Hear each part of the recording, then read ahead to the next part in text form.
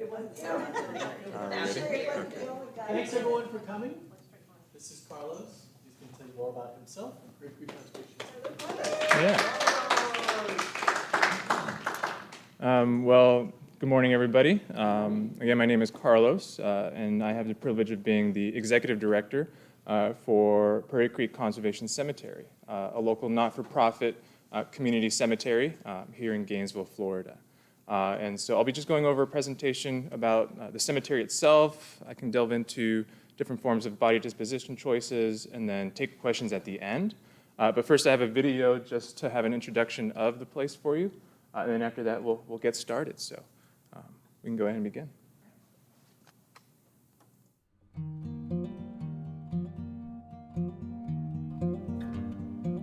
Prairie Creek Conservation Cemetery is a nonprofit cemetery dedicated to natural burial.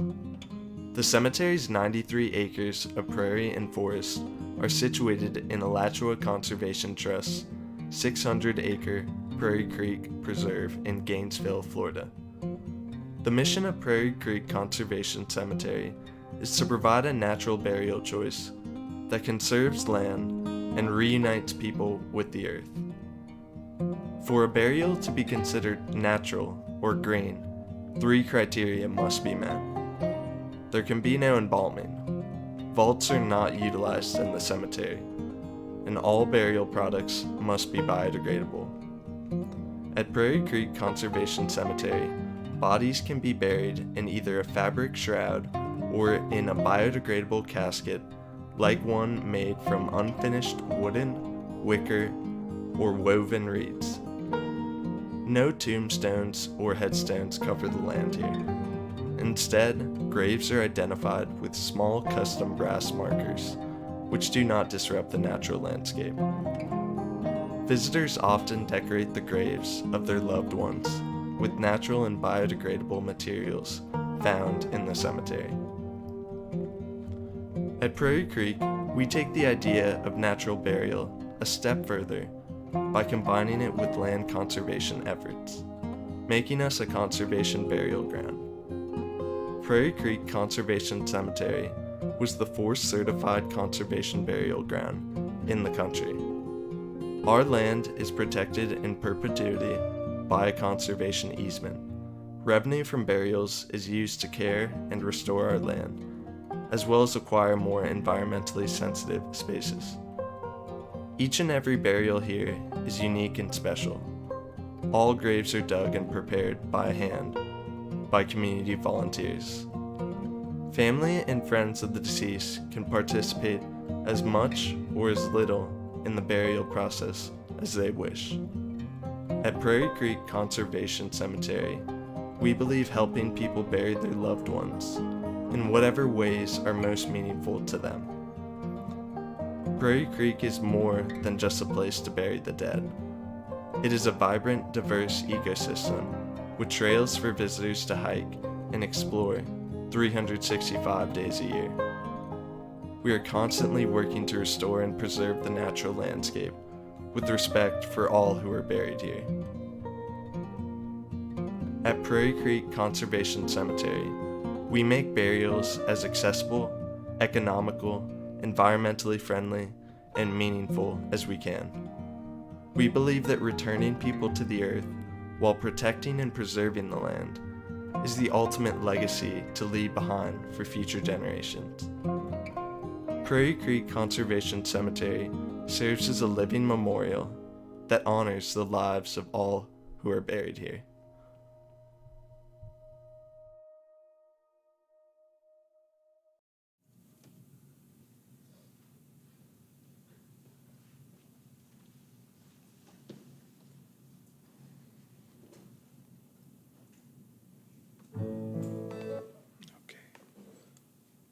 So that's just a short video introducing people to the not-for-profit that I help operate. And so coming up here, let's see.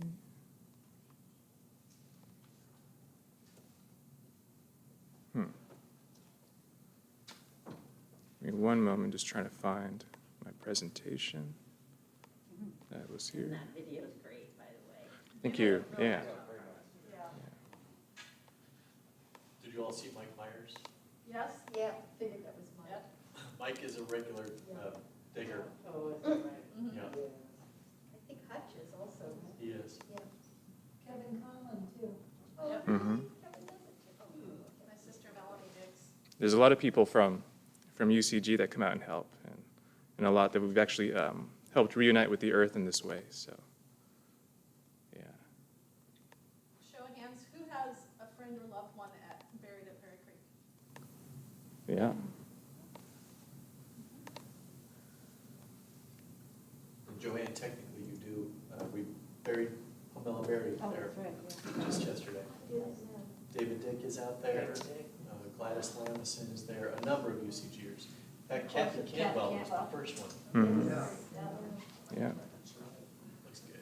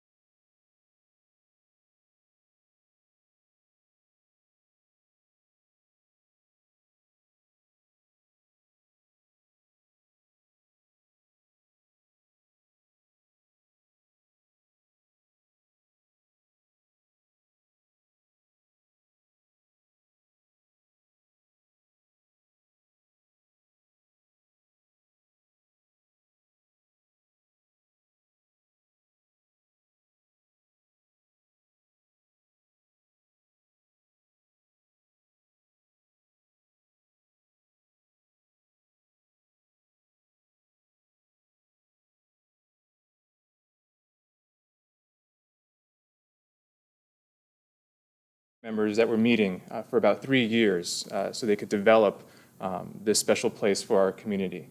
And some of which had been affiliated with the church, still are in some capacity.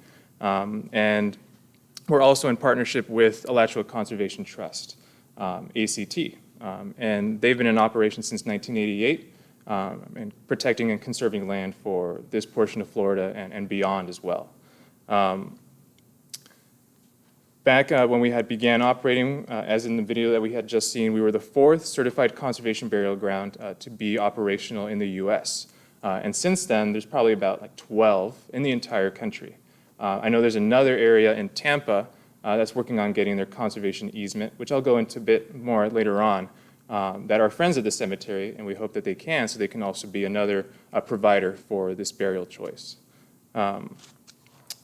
Prairie Creek Conservation Cemetery is 93 acres within 600 acres of Prairie Creek Preserve itself. And a portion of that land is actually dedicated to conservation practices only. And so a portion of that land will be used for burials and other just to protect those special habitats. So again, here's just a little map of the cemetery itself just within Prairie Creek Preserve that's managed by ACT. The cemetery is open every day for visitors, people who are visiting loved ones' sites, who are just wanting to enjoy some passive recreation. So occasionally you might see people hiking, biking, horseback riding, having picnics, just utilizing the cemetery space as it once was in the past of a communal ground of gatherings. There are trails also that are within the cemetery itself to help people navigate the land, but also that connect to other places and that take people to the rail trail, to Payne's Prairie, so it's interconnected in that way, which is really neat. And sometimes you may see people walking through and come across the cemetery the first time, but when they do realize it, they take reverence and they respect the land when they come across that hollowed ground. So, yeah. So a little bit more about conservation burial. Given that we have that classification. It utilizes natural burial methods, but it also offers additional benefits to people and the earth. Conservation burial commits not only to sustainable methods of burial, but also the stewardship of living ecosystems in and around the burial ground itself. Typically, conservation burial grounds incorporate nature trails for hiking, biking, but the burial grounds are also a nature park with native plants and animals that make up the living ecosystem. We believe this combination offers the most beneficial disposition choice for people and the earth. And we actually call it a living memorial in that sense. So there is, again, about maybe 12 conservation burial grounds in the entire U.S., and there are different forms of green choices out there for families, be it hybrid or green spaces that may be in a conventional setting.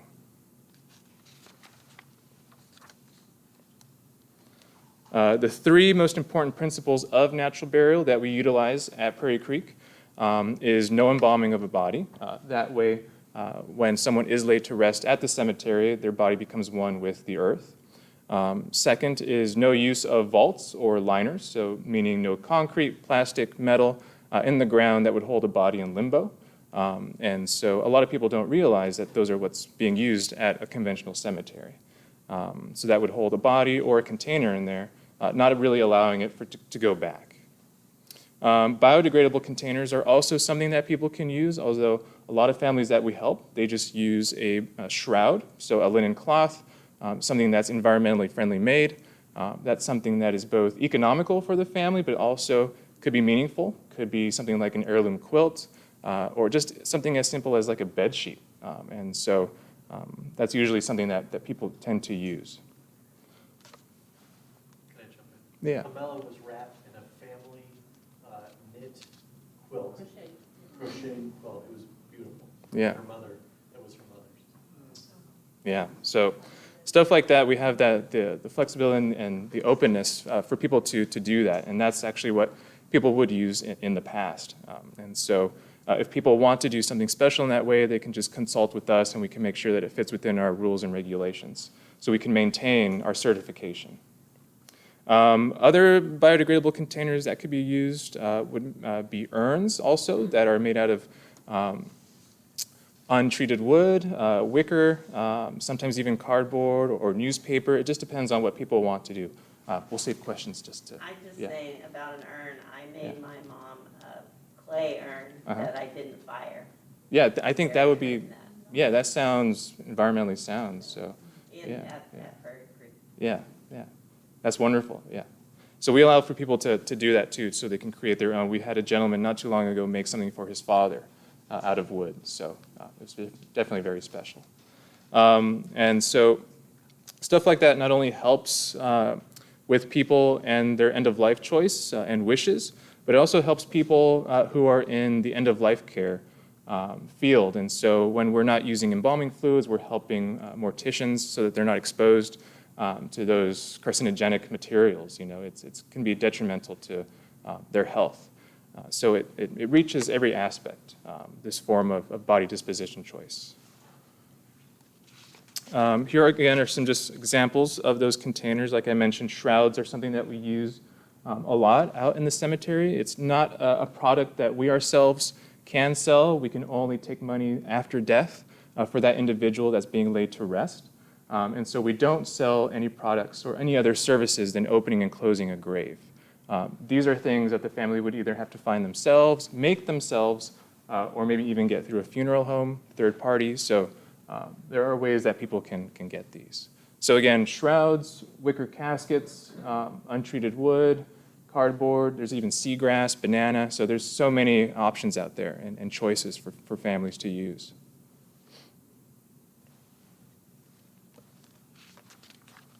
So a little bit of Green Burial Council. They are an organization that certifies burial grounds, funeral homes, providers that create products for these services. And so the different kinds of categories that are out there, as I mentioned before, are hybrid cemeteries. So it's a choice of natural with contemporary. It's in regards to like modern conventional practices. Natural burial, it's seen to be the most traditional, although sometimes people think it's new when really it's the most original form of burial. And so we're just reintroducing it to the public, which is very important to us, given that it has these important rituals that people can enact when they're out in the land and burying their own dead. Natural burial grounds, again, they are just using those principles that I had mentioned before. And so they have to make sure that they manage that natural area carefully with the plants and wildlife that are incorporated with that place. And then Prairie Creek, being a conservation burial ground, only natural burial practices are allowed, but we also must have a conservation easement. So that's a binding agreement between the county and our land trust partner that this place will forever be protected. And so there's a land stewardship plan in place to make sure that we're doing things properly when we're out working in the property, to make sure that we limit the impact that we have on the environment when we're working. So just in the video that we saw before, we hand dig each grave, we perform burials by hand, we don't have machinery coming out, and we don't do the typical maintenance that a conventional cemetery may do of mowing the grass every day, which has those emissions.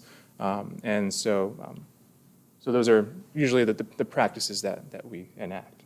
A little bit more about conservation burial practices and maintaining that certification is to make sure that that nonprofit cemetery or for-profit, there's different kinds out there, has that perpetual legal obligation with the land trust. So that's something that must be acquired when you have this classification. You must be working to preserve, enhance, or restore the native habitat. And so with us, we're fortunate to have Alachua Conservation Trust be our partner and those professionals to help us maintain and take care of the land. While we're completing burials, we're also restoring the land as well. So it's a dual effort at the same time.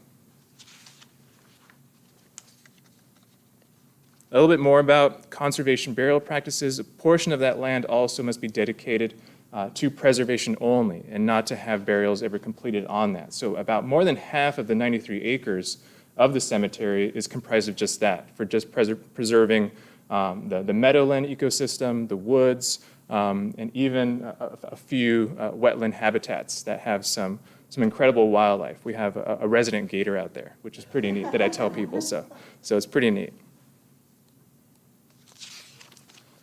So participation and involvement is actually important and is actually something that people embrace out at the cemetery.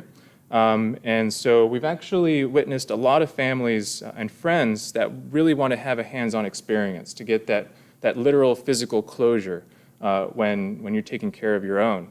And people find it to be meaningful and comforting to be involved in that process when they're burying a loved one. Being out in nature and having that opportunity and taking part in this, what we see as a sacred process, it's something that helps with that intuitive response of taking care of your own that you normally wouldn't get in a conventional setting. This involvement can also be significantly helpful to individuals while they're grieving. And it's also seen to be a healing process, and it's something that I've had a privilege to see and be witness of, and each burial is completely different and unique. We're open to different forms of identities, cultures, heritage, background, religious beliefs, or secular or not. It's like whatever you identify as, you are more than welcome at our cemetery. A little bit more about participation. There's always staff and volunteers that are able to help.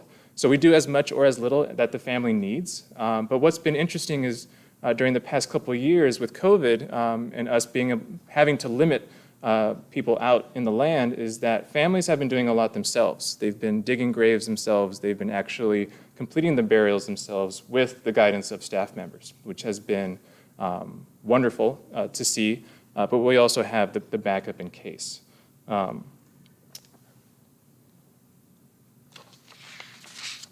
So a little bit more about what people can expect at a burial at Prairie Creek Conservation Cemetery. Here is an image of what a typical setup out in the land would be for a burial. When we do complete burials, we have a process before to coordinate, which is where we meet with families of the deceased and we go over maybe what their preferences were of where they wanted to be buried out in the land, be it in the meadowlands or in the woods. And we do a site selection tour. So we go out together, we feel the energy, and we show them what's available in our active burial zones where we're completing land work and burials at the same time. After that is done, we can then schedule a burial date and time that works best for everyone. We are flexible and we want to be able to do whatever is meaningful for the family. So we're always in talks with the family to make sure that they know what they can expect and make sure that They know that they can complete certain things out in the land that they may not feel comfortable asking about. So we're always making sure we have that communication. Then the day of the burial, we usually meet in one of our parking areas and staging areas where we have our traditional Amish cart that would carry the decedent's remains. And then we would walk to the site together after we have a welcoming and some instructions. Once we arrive to the site, people can then help place their loved one's body over the grave and then take their time to have a short ceremony. So people can share stories, play music, have a minister, whatever they need to do that's meaningful as they honor their loved one, as they say goodbye. They have time to do that out in the land. After that, then we have a lowering system with ropes, and then people can take a ceremonial handful, place inside, and it becomes more active with shovels. And so during this process, family can be as participatory as they feel. They can do as much as they want. So that's a little bit about the process. When people are buried out in the land, if that individual did have a partner or spouse that wishes to be buried beside them, we can make that reservation. The only other reservation policy that we have is for parents of a minor, so someone who had died that was 17 years of age or younger. If they had parents that wanted to be buried beside them, we can make those possible as well. So costs just out Prairie Creek Conservation Cemetery, this is pretty important to us given we've kept our costs at this point for the past 11 years and hope to keep it this way forever, given we want this choice to be available to the widest segment of the population of our community. As you may know, prices for funeral services, cemeteries can be big, and we want to make sure that this is something that won't be a financial strain, although $2,000 is can still be considered a lot of money for some people. And so that's the price for just our services that we have out in the land, and that we also complete memorial burials for cremated remains also, given that form of body disposition choice happens prior to those ashes being brought to the cemetery.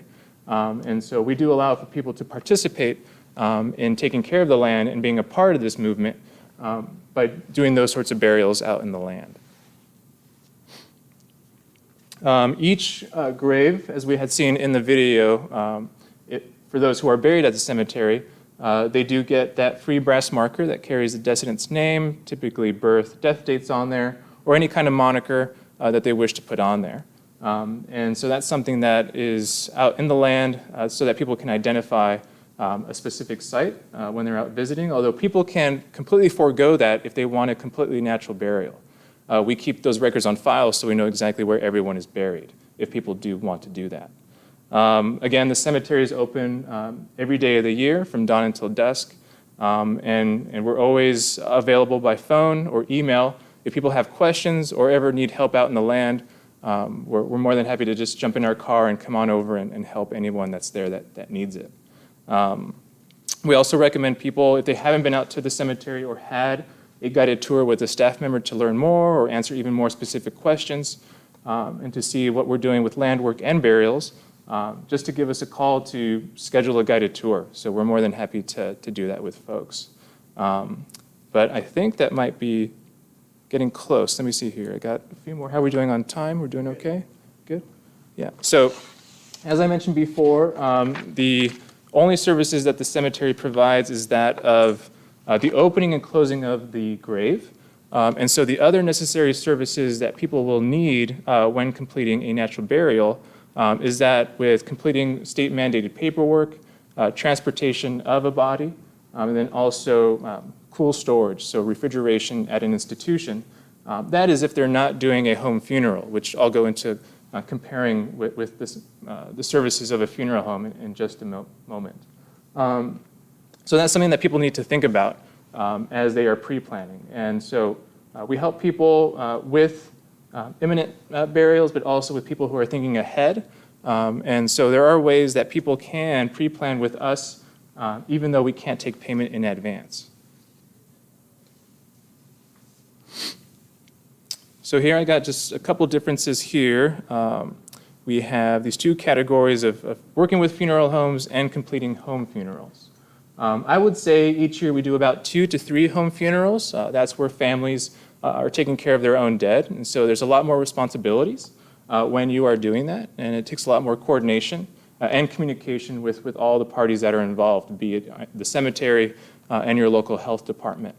But going to, I guess I can stick with home funerals first. So home funerals, that's something where a member of the family is really becoming the leader, in itself becoming the funeral director.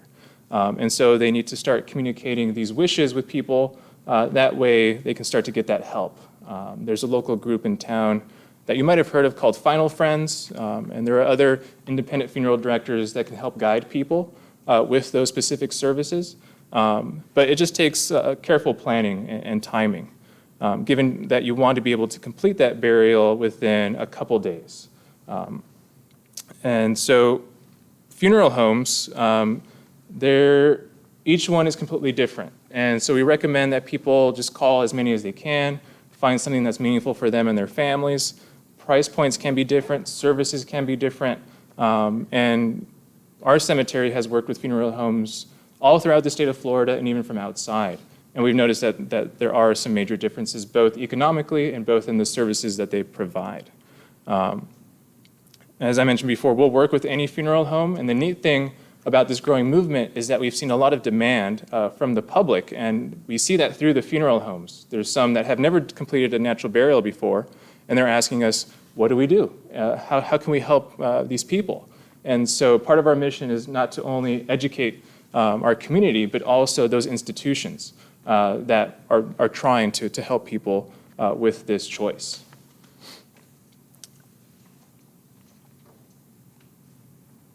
And I guess that's the end there. I can take some questions in just a moment, but again, here's just our email, our phone numbers, and again, it's just been an honor to be able to come and to share and to speak on behalf of the cemetery, and I wanted to thank Andy before for the opportunity, because I know that we've had a lot of support from this congregation, and it's been wonderful, so I appreciate it. Thank you, everybody.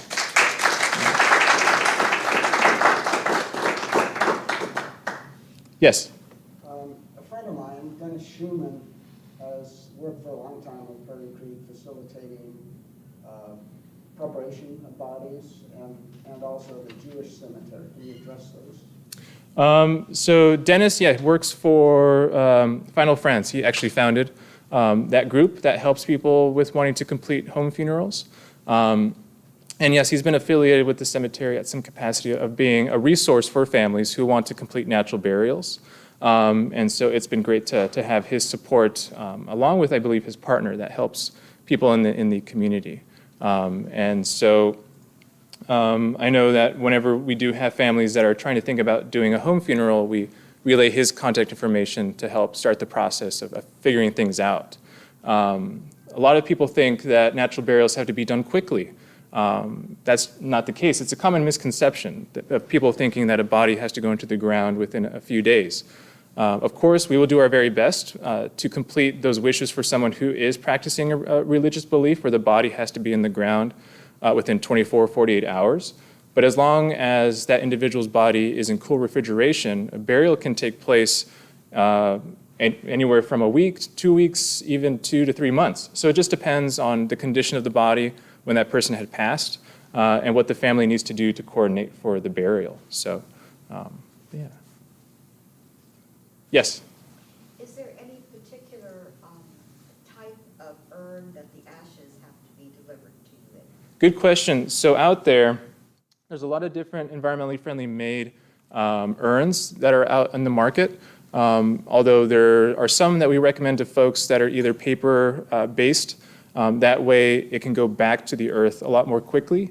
I know there's a lot out there that are being sold as green, but that can also be some form of greenwashing, to where that company might be taking advantage of people and their current education of what constitutes something that can be biodegradable, or that's something that would work within a specific type of cemetery.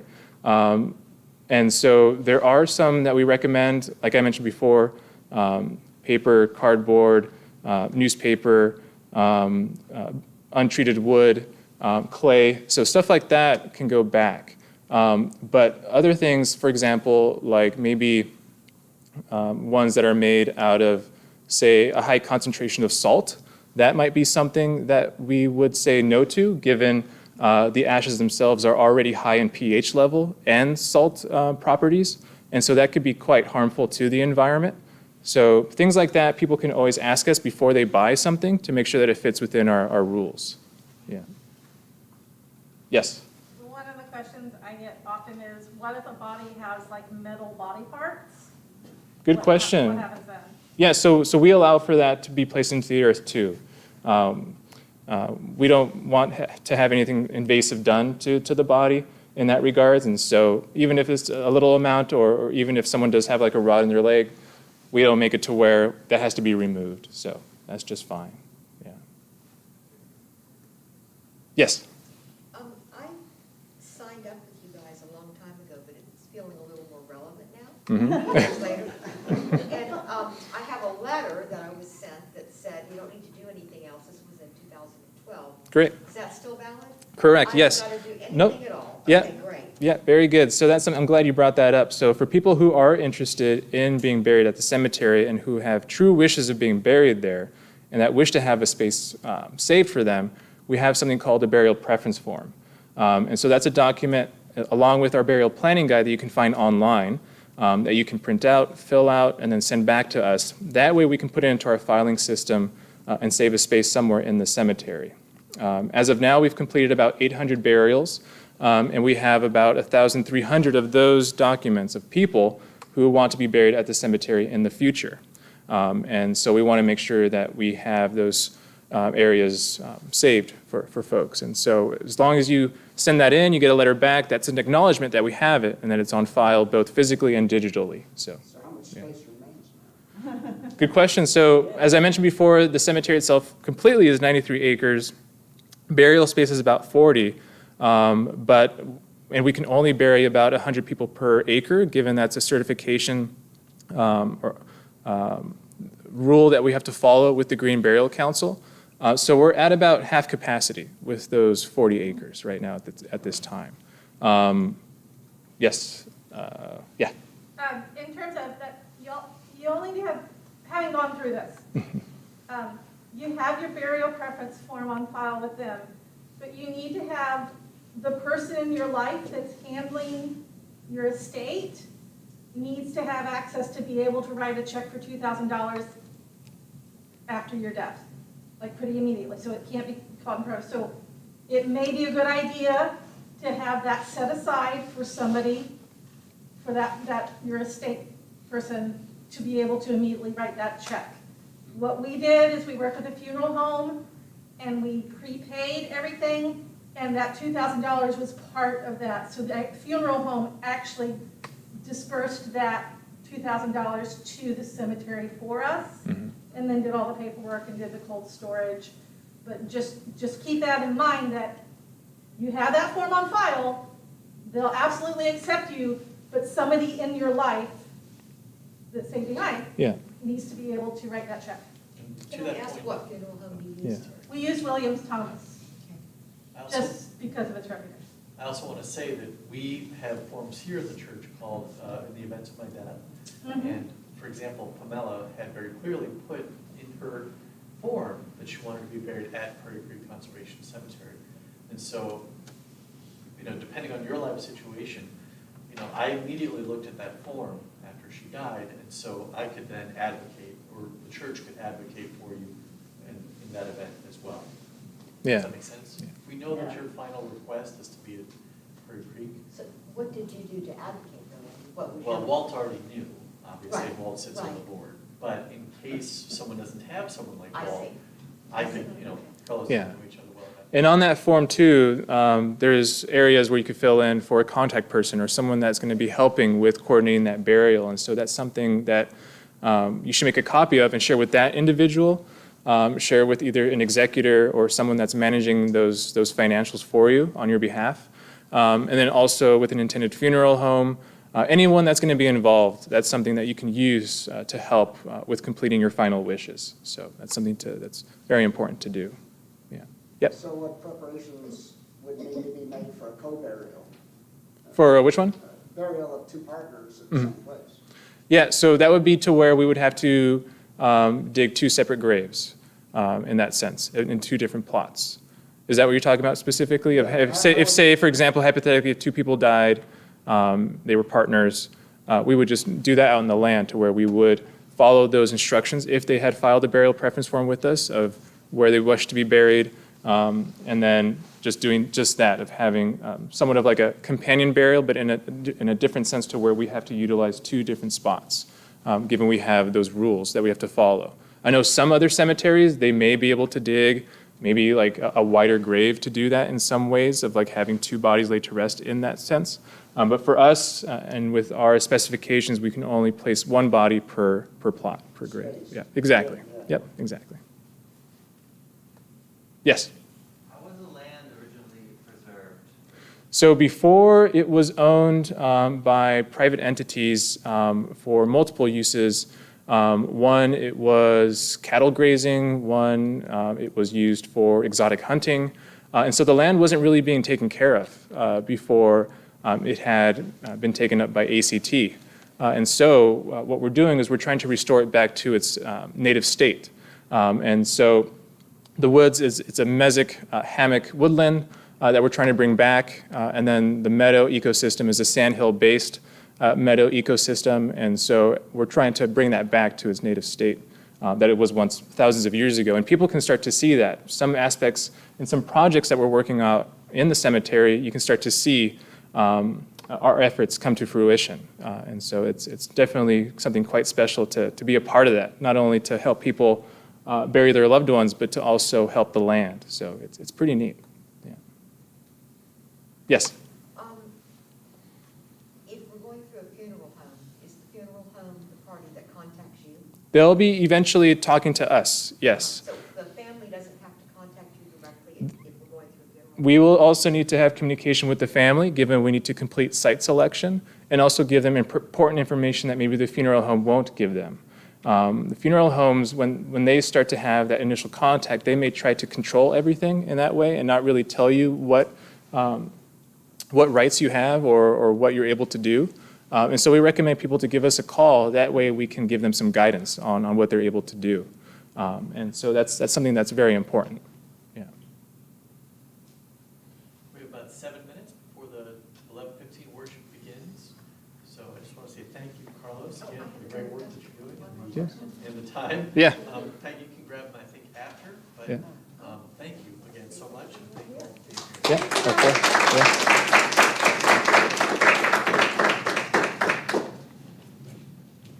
Yeah, I can take questions afterwards too. I can take them.